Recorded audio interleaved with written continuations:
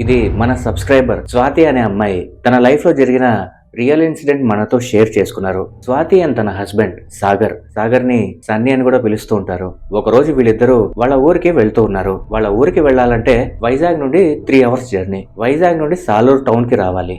అక్కడి నుండి మళ్ళీ 3.5 kilometers వెళ్ళాలి. అదొక మారుమూల గ్రామం. ఆ ఊరికి వెళ్ళాలంటే ఒకానొక టైం అంటే చీకటి పడ్డాక ఆటోలు కూడా అవైలబుల్ ఉండవు. స్వాతి అండ్ సాగర్ విజయవాడ నుండి వైజాగ్ వచ్చారు. టైం అరౌండ్ అర్ధరాత్రి 1:30 అలా ఉంటుంది. వైజాగ్ నుండి సాలూరుకి వెళ్లే బస్సులు అవైలబుల్ లో లేవు. జర్నీ చేసి వచ్చేసరికి వీళ్ళిద్దరూ టైర్డ్ అయిపోయారు. ఇక చేసేదేం లేక ఆ నైట్ స్టే చేయడానికి ఒక హోటల్ కి వెళ్లారు.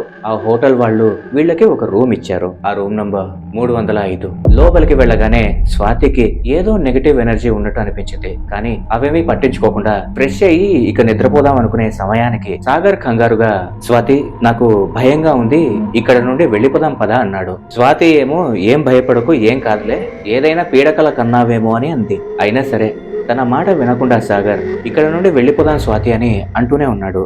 స్వాతికి కూడా అక్కడ ఏదో నెగటివ్ వైబ్స్ ఉండడంతో సరేలే పద వెళ్ళిపోదామని లగేజ్ తీసుకొని ఉరుకుల పరుగుల మీద ఆ రూమ్ నుండి బయటకు వచ్చేశారు.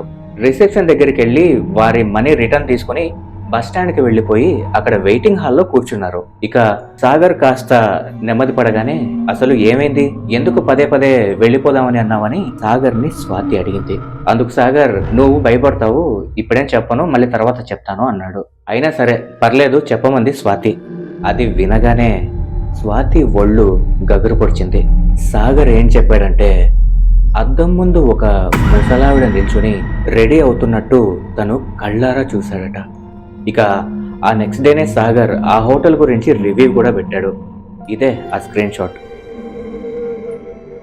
సబ్స్క్రైబ్.